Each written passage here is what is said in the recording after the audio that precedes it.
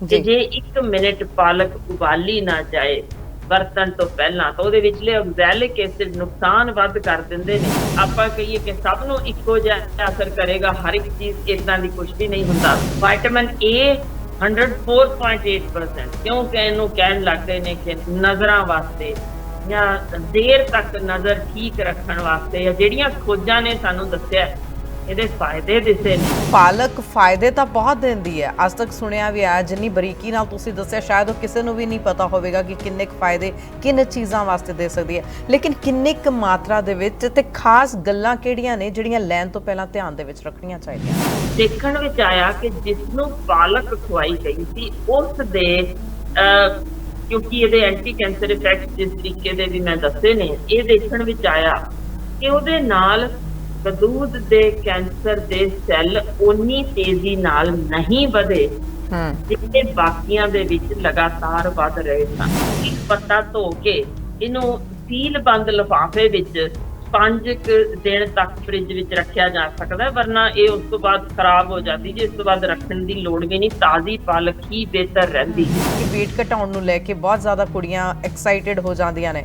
ਜੇਕਰ ਡਾਈਟੀਸ਼ੀਅਨ ਨੇ ਕਹਿ ਦਿੱਤਾ ਕਿ ਇਹ ਚੀਜ਼ ਜ਼ਿਆਦਾ ਹੈਲਪਫੁਲ ਹੋਵੇਗੀ, ਜਾਂ ਨੈਟ ਤੇ ਤੁਸੀਂ ਜਿਵੇਂ ਜ਼ਿਕਰ ਕੀਤਾ ਕਿ ਅੱਜ ਕੱਲ ਨੈਟ ਜ਼ਿਆਦਾ ਵੱਡਾ ਡਾਕਟਰ ਬਣ ਚੁੱਕਿਆ ਸਾਰਿਆਂ ਦਾ, ਤੇ ਨੈਟ ਤੇ ਜਾਣਕਾਰੀ ਲੈ ਲਈ ਕਿ ਇਹ ਚੀਜ਼ ਹੈਲਪਫੁਲ ਹੋਵੇਗੀ ਤਾਂ ਉਸੇ ਚੀਜ਼ ਦੀ ਲਗਾਤਾਰ ਵਰਤੋਂ ਕਰੀ ਜਾਵੇ। ਨੁਕਸਾਨ ਕੀ ਹੋ ਸਕਦੇ ਨੇ ਇਹਨਾਂ ਨੂੰ ਲੈਣ?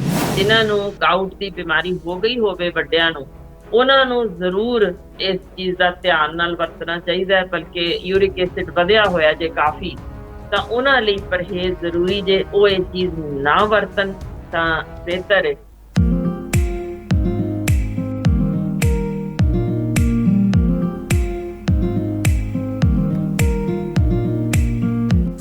ਸਤਿ ਸ਼੍ਰੀ ਅਕਾਲ, ਤੁਸੀਂ ਵੇਖ ਰਹੇ ਹੋ ਸਾਂਝਾ ਟੀਵੀ। ਮੈਂ ਹਾਂ ਤੁਹਾਡੇ ਨਾਲ ਪ੍ਰਵਾਨੀਆ ਨੇਜਾ ਤੇ ਸਾਡੀ ਖਾਸ ਪੇਸ਼ਕਸ਼ ਸਾਂਝੀ ਗੱਲਬਾਤ ਵਿੱਚ ਤੁਹਾਡਾ ਸਾਰਿਆਂ ਦਾ ਸਵਾਗਤ ਹੈ। ਸੋ ਸਾਂਝੀ ਗੱਲਬਾਤ ਵਿੱਚ ਅਸੀਂ ਜ਼ਿਕਰ ਕਰਦੇ ਹਾਂ, ਤੁਹਾਡੇ ਤੱਕ ਪਹੁੰਚਾਉਂਦੇ ਹਾਂ ਡਾਕਟਰ ਹਰਸ਼ਿੰਦਰ ਕੌਰ ਦੇ ਜ਼ਰੀਏ ਉਹ ਗੱਲਾਂ ਬਾਤਾਂ ਜੋ ਕਈ ਵਾਰ ਆਪਣੀਆਂ ਜ਼ਿੰਦਗੀ ਦੇ ਆਲੇ ਦੁਆਲੇ ਤਾਂ ਹੁੰਦੀਆਂ ਨੇ, ਉਹ ਚੀਜ਼ਾਂ ਜਿਹੜੀਆਂ ਅਸੀਂ ਨੋਰਮਲ ਰੂਟੀਨ ਦੇ ਵਿੱਚ ਤਾਂ ਵਰਤਦੇ ਹਾਂ, ਲੇਕਿਨ ਸਾਨੂੰ ਉਹਨਾਂ ਦੇ ਨਫਾ ਨੁਕਸਾਨ, ਉਹਨਾਂ ਦੇ ਫਾਇਦੇ ਬਾਰੇ ਨਹੀਂ ਪਤਾ ਹੁੰਦਾ। ਸਾਨੂੰ ਨਹੀਂ ਪਤਾ ਹੁੰਦਾ ਕਿ ਉਹਨਾਂ ਚੀਜ਼ਾਂ ਨੂੰ ਕਿਸ ਤਰੀਕੇ ਦੇ ਨਾਲ ਵਰਤਣਾ। ਸਾਨੂੰ ਨਹੀਂ ਪਤਾ ਹੁੰਦਾ ਕਿ ਸਾਡੇ ਸਰੀਰ ਦੇ ਨਾਲ ਉਨ ਚੀਜ਼ਾਂ ਦਾ ਕਿੰਨਾ ਕੁ ਫਾਇਦਾ ਹੋਵੇਗਾ ਜਾਂ ਕਿੰਨਾ ਕੁ ਨੁਕਸਾਨ ਹੋਵੇਗਾ, ਜਾਂ ਕਿਸ ਤਰੀਕੇ ਦੇ ਨਾਲ ਉਨ ਚੀਜ਼ਾਂ ਨੂੰ ਲਿੱਤਾ ਜਾ ਸਕਦਾ, ਕਿੰਨੀ ਕੁ ਮਾਤਰਾ ਦੇ ਵਿੱਚ ਲਿੱਤਾ ਜਾ ਸਕਦਾ। ਸੋ ਇਸ ਬਾਬਤ ਅਸੀਂ ਇਸ ਸ਼ੋਅ ਦੇ ਰਾਹੀਂ ਗੱਲਬਾਤ ਕਰਦੇ ਹਾਂ। ਤੁਹਾਡੇ ਸਵਾਲ ਵੀ ਡਾਕਟਰ ਹਰਸ਼ਿੰਦਰ ਕੌਰ ਤੱਕ ਪਹੁੰਚਦੇ ਨੇ। ਸੋ ਆਓ ਸਭ ਤੋਂ ਪਹਿਲਾਂ ਸਵਾਗਤ ਕਰਦੇ ਹਾਂ ਉਹਨਾਂ ਦਾ। ਬਹੁਤ ਬਹੁਤ ਸਵਾਗਤ ਹੈ ਮੈਮ ਤੁਹਾਡਾ ਸਾਂਝਾ ਟੀਵੀ ਤੇ। ਸਤਿ ਸ਼੍ਰੀ ਅਕਾਲ। ਸਤਿ ਸ਼੍ਰੀ ਅਕਾਲ ਤੇ ਸਾਰਿਆਂ ਨੂੰ ਨਿੱਘੀ ਫਤਿਹ। ਸੋ ਅੱਜ ਅਸੀਂ ਜ਼ਿਕਰ ਕਰਾਂਗੇ ਜੀ ਪਾਲਕ, ਸਪਿਨਚ, ਜੋ ਅਸੀਂ ਅਕਸਰ ਹੀ ਬਹੁਤ ਜ਼ਿਆਦਾ ਆਪਣੀ ਡੇਲੀ ਲਾਈਫ ਦੇ ਵਿੱਚ ਯੂਜ਼ ਕਰਦੇ ਹਾਂ। ਅੱਜ ਕੱਲ੍ਹ ਤਾਂ ਜ਼ਿਆਦਾ ਹੋਣ ਲੱਗ ਗਈ ਕਿਉਂਕਿ ਨਿਊਟ੍ਰੀਸ਼ਨਿਸਟ ਵੀ ਉਹਨਾਂ ਚੀਜ਼ਾਂ ਦਾ ਜ਼ਿਕਰ ਕਰਦੇ ਨੇ, ਸੋ ਹਰ ਕੋਈ ਵਰਤਦਾ। ਸਭ ਤੋਂ ਪਹਿਲਾਂ ਤਾਂ ਤੁਹਾਡੇ ਤੋਂ ਜਾਵਾਂਗੇ, ਪੰਜਾਬ ਦਾ ਹਾਲ ਕੀ ਹੈ ਜੀ? ਮੀਂਹ ਪੈ ਰਿਹਾ ਜ਼ੋਰਾਂ ਸ਼ੋਰਾਂ ਦੇ ਨਾਲ? ਬਿਲਕੁਲ, ਬਹੁਤ ਕਮਾਲ ਹੋਇਆ ਪਿਆ ਬੜੇ। ਪਰ ਗੱਲ ਇਹ ਹੈ ਕਿ ਦੋ ਵੱਖੋ ਵੱਖਰੇ ਜ਼ਰੀਏ ਸ਼ਾਇਦ ਇੱਕ ਸੁਨੇਹਾ ਹੀ ਮੇਰਾ ਪਹੁੰਚ ਜਾਵੇ ਸਾਰਿਆਂ ਤਾਈਂ ਕਿ ਜਿਵੇਂ ਅਸੀਂ ਖੁਸ਼ ਹੁੰਨੇ ਆ ਕਿ ਬਹੁਤ ਗਰਮੀ ਹੈ, ਚਲੋ ਸ਼ੁਕਰ ਹੈ ਮੀਂਹ ਪਿਆ। ਦੂਜੇ ਪਾਸੇ ਹੋ ਸਕਦਾ ਹੈ ਕੋਈ ਘਰ ਅਰਦਾਸਾਂ ਕਰਦਾ ਹੋਵੇ ਮੀਂਹ ਛੇਤੀ ਰੋਕ ਦਿਓ, ਛੱਤ ਚਾਹੁੰਦੀ ਏ ਤੇ ਪੈਸੇ ਨਹੀਂ, ਇਸ ਸਾਲ ਨਹੀਂ ਅਸੀਂ ਬਣਾ ਸਕਦੇ। ਬਿਲਕੁਲ ਇੰਝ ਜੇ ਸਾਨੂੰ ਸਮਝ ਆ ਜਾਏ ਕਿ ਰੱਬ ਇੱਕ ਜ਼ਰੀਆ ਹੈ ਆਪਣੇ ਆਪ ਨੂੰ ਤਗੜਾ ਕਰਨ ਲਈ, ਤੇ ਫਿਰ ਮਾੜੀਆਂ ਹਰਕਤਾਂ ਤੋਂ ਬਚਣ ਲਈ ਇੱਕ ਡਰ ਤੇ ਇੱਕ ਭੈ ਜੇ ਮੰਨ ਕੇ ਤੁਰੀਏ ਤਾਂ ਠੀਕ ਹੈ। ਵਰਨਾ ਰੱਬ ਨੂੰ ਵੀ ਦੇਖੋ ਨਾ, ਜਿਹੜੇ ਖਰਬਾਂ ਬੰਦਿਆਂ ਤੋਂ ਵੀ ਉੱਪਰ ਹੋ ਚੁੱਕੇ ਨੇ, ਉਹਨਾਂ ਸਾਰਿਆਂ ਤੋਂ ਦੁਨੀਆ ਦੇ ਹਰ ਹਿੱਸੇ ਵਿੱਚ ਵੱਖੋ ਵੱਖ ਚੀਜ਼ਾਂ ਮੰਗੀਆਂ ਜਾ ਰਹੀਆਂ ਹੋਣ, ਤੇ ਫਿਰ ਇੱਕੋ ਸ਼ਹਿਰ ਵਿੱਚ ਇੱਕੋ ਗਲੀ ਵਿੱਚ ਵੀ ਦੋ ਘਰ ਵੱਖੋ ਵੱਖਰੀਆਂ ਚੀਜ਼ਾਂ ਮੰਗਦਾ ਹੋਵੇ ਤਾਂ ਫਿਰ ਰੱਬ ਦੱਸੋ ਨਾ ਕਿਵੇਂ ਹਰ ਥਾਈਂ ਹਰ ਚੀਜ਼ ਪੂਰੀ ਕਰ ਸਕਦਾ ਹੈ। ਤੇ ਆਪਾਂ ਪਲਾਂ ਮਿੰਟਾਂ ਦੇ ਵਿੱਚ ਹੀ ਉਹਨੂੰ ਗਾਲਾਂ ਕੱਢਣੀਆਂ ਸ਼ੁਰੂ ਕਰ ਦਿੰਦੇ ਹਾਂ, ਮਾੜੀ ਸ਼ਬਦਾਵਲੀ ਬੋਲਦੇ ਹਾਂ। ਪਰ ਮੇਰਾ ਖਿਆਲ ਹੈ ਜੇ ਆਪਣੇ ਮਨ ਨੂੰ ਸਮਝਾ ਸਕੀਏ ਕਿ ਹਰ ਇੱਕ ਜਣੇ ਦੀ ਇੱਕੋ ਜੇ ਇੱਕੋ ਸਮੇਂ ਤੇ ਲੋੜ ਨਹੀਂ ਪੂਰੀ ਹੋ ਸਕਦੀ, ਤਾਂ ਆਪਣੇ ਆਪ ਨੂੰ ਅਸੀਂ ਛੇਤੀ ਸਹਿਜ ਕਰ ਸਕਦੇ। ਜੀ ਬਿਲਕੁਲ। ਬਿਲਕੁਲ ਤੁਸੀਂ ਸਹੀ ਕਿਹਾ ਕਿ ਇਹ ਸੁਨੇਹਾ ਕਿਤੇ ਨਾ ਕਿਤੇ ਪਹੁੰਚਣਾ ਚਾਹੀਦਾ ਔਰ ਸਾਨੂੰ ਆਪਣੀ ਸੋਚ ਬਦਲਣ ਦੀ ਲੋੜ ਹੈ। ਜੇਕਰ ਅਸੀਂ ਆਪਣੀ ਸੋਚ ਨੂੰ ਬਦਲਾਂਗੇ ਤਾਂ ਹੀ ਉਹ ਕਿਤੇ ਨਾ ਕਿਤੇ ਜਿਹੜੇ ਅਸੀਂ ਬਦਲਾਅ ਦੀ ਗੱਲ ਕਰਦੇ ਹਾਂ ਕਿ ਸਾਨੂੰ ਪੰਜਾਬ ਦੇ ਵਿੱਚ ਜਾਂ ਸਮਾਜ ਦੇ ਵਿੱਚ ਬਦਲਾਅ ਲਿਆਉਣਾ, ਉਹ ਬਦਲਾਅ ਤਾਂ ਹੀ ਉਹ ਲਿਆਇਆ ਜਾ ਸਕਦਾ। ਸੋ ਜ਼ਿਕਰ ਕਰਦੇ ਹਾਂ ਜੀ ਪਾਲਕ ਦਾ। ਅੱਜ ਤੁਹਾਡੇ ਤੋਂ ਜਾਣਾਂਗੇ ਕਿ ਪਾਲਕ ਦੇ ਫਾਇਦੇ ਕੀ ਨੇ, ਪਾਲਕ ਦੇ ਨੁਕਸਾਨ ਕੀ ਨੇ, ਕਿਸ ਤਰੀਕੇ ਦੇ ਨਾਲ ਖਾਇਆ ਜਾ ਸਕਦਾ, ਕਿਹਨਾਂ ਬਿਮਾਰੀਆਂ ਦੇ ਵਿੱਚ ਫਾਇਦੇਮੰਦ ਹੋ ਸਕਦਾ। ਸਭ ਤੋਂ ਪਹਿਲਾਂ ਤਾਂ ਇਤਿਹਾਸ ਕੀ ਹੈ ਆਖਰਕਾਰ ਹੈ ਪਾਲਕ ਕਦ ਤੋਂ ਸ਼ੁਰੂ ਹੋਈ, ਹੋਂਦ ਦੇ ਵਿੱਚ ਕਦੋਂ ਆਈ? ਬੜੀ ਇੰਟਰਸਟਿੰਗ ਜੇ ਉਸ ਬਾਰੇ ਵੀ ਗੱਲ, ਪਰ ਮੈਂ ਉਸ ਤੋਂ ਪਹਿਲਾਂ ਇੱਕ ਚੀਜ਼ ਜ਼ਰੂਰ ਦੱਸ ਦਿਆਂ। ਜਿਨ੍ਹਾਂ ਨੇ ਪ੍ਰੋਗਰਾਮ ਵੇਖਣਾ ਸ਼ੁਰੂ ਕੀਤਾ ਜੀ ਕਿ ਉਹਨਾਂ ਨੂੰ ਹੋਏਗਾ ਅਸੀਂ ਤਾਂ ਪਾਲਕ ਦੇ ਪੱਤੇ ਹੁਣ ਹਰ ਥਾਂ ਤੇ ਵਰਤ ਹੀ ਰਹੇ ਹਾਂ, ਬੱਚੇ ਵੀ ਹੁਣ ਤਾਂ ਕੱਚੇ ਖਾਣੇ ਸ਼ੁਰੂ ਹੋ ਚੁੱਕੇ ਨੇ, ਕਲਾਸ ਵਿੱਚ ਵੀ ਕੱਚੇ ਖਾ ਰਹੇ ਆ, ਇਹਦੇ ਵਿੱਚ ਕੀ ਨਵੀਂ ਗੱਲ ਹੈ? ਤਾਂ ਉੱਥੋਂ ਹੀ ਸ਼ੁਰੂ ਕਰਦੀ ਹਾਂ ਕਿ ਜੇ 1 ਮਿੰਟ ਪਾਲਕ ਉਬਾਲੀ ਨਾ ਜਾਏ ਵਰਤਣ ਤੋਂ ਪਹਿਲਾਂ ਤਾਂ ਉਹਦੇ ਵਿਚਲੇ ਆਕਜ਼ੈਲਿਕ ਐਸਿਡ ਨੁਕਸਾਨ ਵੱਧ ਕਰ ਦਿੰਦੇ ਨੇ, ਫਾਇਦਾ ਘੱਟ ਦਿੰਦੇ ਨੇ। ਤਾਂ ਇਹ ਇੰਨੀ ਕੁ ਗੱਲ ਤੋਂ ਹੀ ਸ਼ਾਇਦ ਸਮਝ ਆ ਜਾਏ ਕਿ ਜੇ ਢੰਗ ਤਰੀਕਾ ਵਰਤਣ ਦਾ ਨਹੀਂ ਸਿੱਖਾਂਗੇ, ਕੱਚੀ ਪਾਲਕ ਅਸੀਂ ਚਾਰਿਆ ਜਾ ਕੇ ਜੀ ਖੇਤ ਚੋਂ ਅਸੀਂ ਠੀਕ ਹੋ ਗਏ ਹਾਂ, ਇਸ ਤਰ੍ਹਾਂ ਦੇ ਉਹਦੇ ਫਾਇਦੇ ਨਹੀਂ ਦੇ ਸਕਦੇ। ਦੂਸਰੀ ਅਹਿਮ ਗੱਲ ਕਿ ਅਸੀਂ ਸਾਂਝਾ ਟੀਵੀ ਤੇ ਹਮੇਸ਼ਾ ਗੱਲ ਕਰਦੇ ਹਾਂ ਖੋਜਾਂ ਦੇ ਉੱਤੇ ਆਧਾਰਿਤ ਜੀ। ਜਿਹੜੇ ਹਜ਼ਾਰਾਂ ਦੇ ਉੱਤੇ ਖੋਜਾਂ ਹੋ ਚੁੱਕੀਆਂ, ਉਹਨਾਂ ਨੂੰ ਦਿੱਤੇ ਗਏ ਜਿਨ੍ਹਾਂ ਦੇ ਸਾਰਥਕ ਨਤੀਜੇ ਨਿਕਲੇ ਨੇ, ਸਿਰਫ ਉਹੀ ਗੱਲਾਂ ਸਾਂਝੀਆਂ ਕਰਾਂਗੇ, ਬਾਕੀ ਨਹੀਂ। ਅਦਰਵਾਈਜ਼ ਇੰਟਰਨੈਟ ਤੇ ਤਾਂ ਇੰਨਾ ਕੁ ਜ਼ਿਆਦਾ ਗਿਆਨ ਪਿਆ ਕਿ ਹੁਣ ਡਾਕਟਰਾਂ ਨੇ ਉਹਦਾ ਨਾਮ ਹੀ ਈਡੀਅਟ ਸਿੰਡਰੋਮ ਰੱਖ ਦਿੱਤਾ ਹੈ ਕਿ ਇੰਟਰਨੈਟ ਤੋਂ ਜਿਹੜੀ ਤੁਸੀਂ ਲੈ ਕੇ ਨੌਲੇਜ ਆਪਣੀ ਉਹਦੇ ਹਿਸਾਬ ਨਾਲ, ਉੱਤੇ ਗਿਆਨ ਦੇ ਨਾਲ ਆਪਣਾ ਇਲਾਜ ਵੀ, ਆਪਣੇ ਟੈਸਟ ਵੀ ਕਰਵਾ ਲੈਂਦੇ ਹੋ, ਤੇ ਕਿਵੇਂ ਉਹਦੇ ਨਾਲ ਭਾਰੀ ਮਾਤਰਾ ਵਿੱਚ ਲੋਕ ਹੱਦੋਂ ਵੱਧ ਬਿਮਾਰੀ ਸਹੇੜ ਕੇ ਫਿਰ ਸਾਡੇ ਕੋਲ ਪਹੁੰਚਦੇ ਨੇ, ਮੌਤ ਦੇ ਮੂੰਹ ਵਿੱਚ ਜਾਂਦੇ ਨੇ। ਸੋ ਇਸ ਕਰਕੇ ਸਿਰਫ ਤੇ ਸਿਰਫ ਖੋਜਾਂ ਉੱਤੇ ਆਧਾਰਿਤ ਗੱਲ ਕਰਾਂਗੇ। ਤੇ ਮੇਰਾ ਖਿਆਲ ਹੈ ਅਸੀਂ ਇਹ ਵੀ ਜ਼ਰੂਰ ਉਮੀਦ ਰੱਖਾਂਗੇ ਕਿ ਜੇ ਕਿਸੇ ਨੂੰ ਹੋਰ ਕਿਸੇ ਤਰ੍ਹਾਂ ਦਾ ਕੋਈ ਫਾਇਦਾ ਇਹਦੇ ਤੋਂ ਲੱਭਿਆ ਹੋਵੇ ਜਿਹੜਾ ਖੋਜਾਂ ਦੇ ਉੱਤੇ ਆਧਾਰਿਤ ਹੋਵੇ, ਕਿਉਂਕਿ ਇੰਡੀਵਿਜੂਅਲ ਦਾ ਸਰੀਰ ਹਰ ਕਿਸੇ ਦਾ ਵੱਖ ਹੈ, ਉਹਦੇ ਵਿੱਚ ਆਪਾਂ ਕਹੀਏ ਕਿ ਸਭ ਨੂੰ ਇੱਕੋ ਜਿਹਾ ਅਸਰ ਕਰੇਗਾ, ਹਰ ਇੱਕ ਚੀਜ਼ ਇਦਾਂ ਦੀ ਕੁਝ ਵੀ ਨਹੀਂ ਹੁੰਦਾ। ਸੋ ਫਿਰ ਵੀ ਸਾਨੂੰ ਤੁਹਾਡੇ ਸੁਝਾਅ ਜ਼ਰੂਰ ਅੱਗੋਂ ਆਉਂਦੇ ਰਹਿਣ ਤਾਂ ਚੰਗੀ ਗੱਲ ਹੈ। ਪਾਲਕ ਦੀ ਇੰਟਰਸਟਿੰਗ ਚੀਜ਼ ਦੱਸ ਦਿੰਨੀ ਆ। 5ਵੀਂ ਸਦੀ ਵਿੱਚ ਈਰਾਨ ਵਿੱਚ ਇਹ ਪਹਿਲੀ ਵਾਰ ਸੀ ਜੋ ਕਿ ਹੁਣ ਤੱਕ ਦੇ ਇਤਿਹਾਸ ਵਿੱਚ ਲੱਭਿਆ ਜਾ ਚੁੱਕਿਆ। 7ਵੀਂ ਸਦੀ ਵਿੱਚ ਨੇਪਾਲ ਦੇ ਰਾਜੇ ਨੇ ਇਹਨੂੰ ਸੁਗਾਤ ਵਜੋਂ ਚੀਨ ਵਿੱਚ ਭੇਜਿਆ। ਹੁਣ ਉੱਥੋਂ 11ਵੀਂ ਸਦੀ ਵਿੱਚ ਇਹ ਸਪੇਨ ਵਿੱਚ ਪਹੁੰਚੀ, ਉੱਥੋਂ ਯੂਰਪ ਵਿੱਚ ਪਹੁੰਚੀ, ਉੱਥੋਂ ਫਿਰ ਇਹਨੂੰ ਇੰਟਰਸਟਿੰਗ ਚੀਜ਼ ਹੈ ਕਿ ਇੰਨੀ ਦੇਰ ਤੱਕ, ਯਾਨੀ 11ਵੀਂ ਸਦੀ ਤੱਕ ਇਹਨੂੰ ਸਿਰਫ ਸਪੇਨ ਦੀ ਸਬਜ਼ੀ ਦੇ ਨਾਮ ਵਜੋਂ ਹੀ ਜਾਣਿਆ ਜਾਂਦਾ ਸੀ, ਇਹਨੂੰ ਤੱਕ ਨਹੀਂ ਸੀ ਕਿਹਾ ਜਾਂਦਾ। ਦਰਅਸਲ 16ਵੀਂ ਸਦੀ ਵਿੱਚ ਇਟਲੀ ਦੀ ਇੰਟਰਸਟਿੰਗ ਚੀਜ਼ ਹੈ, ਉਹਦੇ ਫਲੋਰੈਂਸ ਸ਼ਹਿਰ ਦੀ ਰਾਣੀ ਸੀ, ਜਦੋਂ ਉਹ ਫਰਾਂਸ ਵਿੱਚ ਉੱਥੇ ਰਾਜੇ ਨਾਲ ਵਿਆਹ ਕੇ ਗਈ ਤਾਂ ਹੀ ਉਹਨੇ ਆਪਣਾ ਇੱਕ ਰਸੋਈਆ ਨਾਲ ਲੈ ਕੇ ਗਈ ਕਿ ਮੈਨੂੰ ਪਾਲਕ ਬਹੁਤ ਪਸੰਦ ਹੈ ਤੇ ਉਹਦੇ ਵੱਖੋ ਵੱਖਰੇ ਢੰਗ ਬਣਾਉਣ ਦੇ ਤੈਨੂੰ ਹੀ ਆਉਂਦੇ ਨੇ, ਤੂੰ ਨਾਲ ਚੱਲ। ਤੋਂ ਵਿਆਹ ਕੇ ਉਹ ਜਿਹੜੇ ਰਸੋਈਏ ਨੂੰ ਨਾਲ ਲੈ ਕੇ ਗਈ ਸੀ, ਉੱਥੇ ਨੂੰ ਹੀ ਉਦੋਂ ਸਿਰਫ ਉੱਥੇ ਪਾਲਕ ਬਣਾਉਣੀ ਆਉਂਦੀ ਸੀ, ਤੇ ਉਦੋਂ ਤੋਂ ਹੀ ਫਰਾਂਸ ਦੇ ਵਿੱਚ ਫਿਰ ਪਾਲਕ ਦਾ ਇੰਨਾ ਤਗੜਾ ਯਾਨੀ ਇਹਦਾ ਯੂਸੇਜ, ਇਹਦੀ ਵਰਤੋਂ ਸ਼ੁਰੂ ਹੋਈ ਕਿ ਉਹ ਮੀਟ ਇੱਕ ਖਾਸ ਕਿਸਮ ਦਾ ਉੱਥੇ ਇਹਦਾ ਨਾਮ ਦੇ ਦਿੱਤਾ ਗਿਆ, ਆਲਾ ਫਲੋਰੈਂਟੀਨ।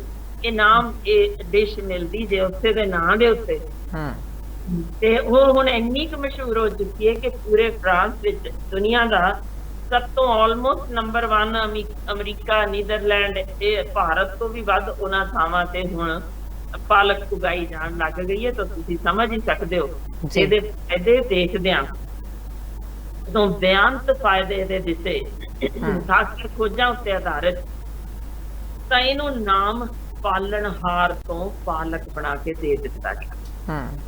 ਸੋ ਇੰਜ ਇਹਦੀ ਹੋਂਦ ਆਈ, ਜਿੱਥੋਂ ਮੈਂ ਤੁਹਾਨੂੰ ਥੋੜੇ ਜਿਹੇ ਤੱਤ ਜੇ ਪੜ੍ਹ ਕੇ ਦੱਸਾਂ ਤਾਂ ਤੁਸੀਂ ਹੈਰਾਨ ਹੋ ਜਾਓਗੇ ਜੀ ਕਿ ਇੰਨਾ ਕੁਛ ਇਸ ਹੋ ਸਕਦਾ ਜੇ।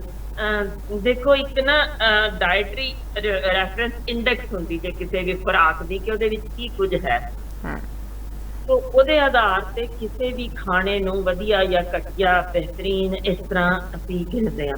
ਹੁਣ ਇਹਦੇ ਵਿੱਚ ਜਿਹੜੇ ਲੋੜੀਂਦੇ ਤੱਤ ਨੇ ਉਹਨਾਂ ਦੀ ਜਰਾ ਰੈਫਰੈਂਸ ਇੰਡੈਕਸ ਜੇ ਤੁਸੀਂ ਰੱਖ ਤੱਕ ਸੁਣੋ ਤੁਹਾਨੂੰ ਸਮਝ ਆਏਗਾ ਕਿ ਕਿਉਂ ਇਹ ਇੰਨੀ ਤਗੜੀ ਪਾਲਣਹਾਰ ਦਾ ਨਾਮ ਦੇ ਦਿੱਤਾ ਗਿਆ ਕਿ ਵਿਟਾਮਿਨ ਕੇ ਇਸ 987.2%, 987.2%,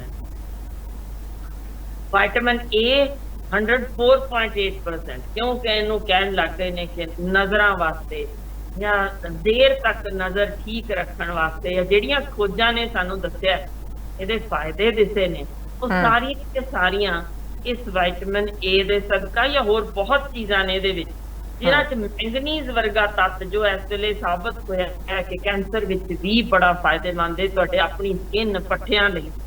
ਉਹ ਵੀ 83% ਫੋਲੇਟ, 65.7% ਮੈਗਨੀਸ਼ੀਅਮ, 2 ਕਣ ਕਾਪਰ, ਵਿਟਾਮਿਨ B2, 6 ਯਾਨੀ ਜੇ ਗਿਣਨ ਲੱਗੀਏ ਤਾਂ calcium, potassium, vitamin C, fibre, phosphorus, zinc, choline, omega 3 ਤੋਂ ਲੈ ਕੇ ਜਿਹੜੀ ਵੀ ਚੀਜ਼ ਸੋਚ ਸਕਦੇ ਹੋ, ਸਿਲੀਨੀਅਮ, ਪੈਂਟੋਥेनिक ਐਸਿਡ ਤੋਂ ਵੀ ਬਹੁਤ ਚੀਜ਼ਾਂ ਹੋਰ ਨੇ ਜਿਸ ਦੇ ਨਾਲ ਇਹ ਪਾਲਕ ਭਰੀ ਪਈ।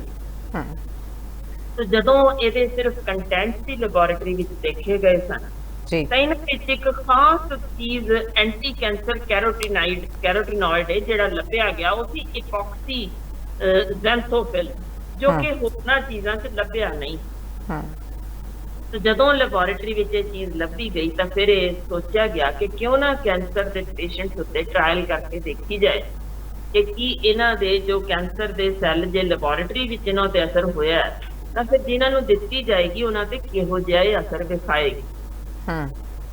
तो इतों खोज शुरू हुई जिन्हां ने गदूद दे कैंसर वाले मरीज 2 हिस्सों में वंड दिते गए, यानी एक वो हिस्सा जिन्हों सिर्फ इलाज की नाल एक पालक नहीं दिती गई, दूजा सी जिन्हों इलाज तो उही सी पर नाल जदों उहदा हो गया इलाज शुरू हो चुका सी उस तो बाद उन्होंने नालों नाल पालक 4-5 चीज़ां सी वक्खो वक्खरियां जिसनों ब्रोकली, फुल गोभी, गोंगलू, बंद गोभी ये चीज़ां दित्तियां गईयां।